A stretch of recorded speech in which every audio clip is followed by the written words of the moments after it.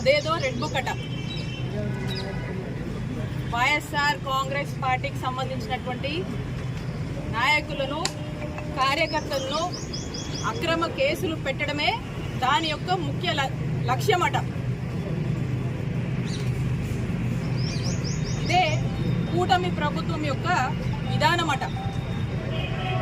మరి దీన్ని అమలు చేయడమే వారి ముందున్నటువంటి లక్ష్యమట. దాంట్లో భాగంగానే రాష్ట్ర వ్యాప్తంగా వైఎస్ఆర్ కాంగ్రెస్ పార్టీకి సంబంధించినటువంటి యాక్టివిస్టుల మీద, ఫాలోవర్స్ మీద, నాయకుల మీద వరుసపెట్టి అక్రమ కేసులు పెట్టి ఇల్లీగల్ అరెస్టు చేసి జైళ్ళ పాలు చేస్తారట. ఒక్కసారి మనం చూస్తే 9 నెలలు కూటమి ప్రభుత్వం అధికారంలోకి వచ్చి ఈ 9 నెలల కాలంలో సూపర్ 6 లేదు, 7 లేదు, ఏం లేదు.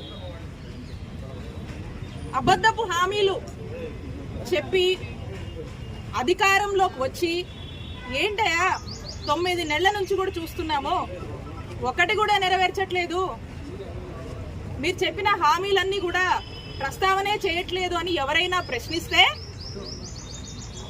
ఏం సాకులు చెప్తున్నారు?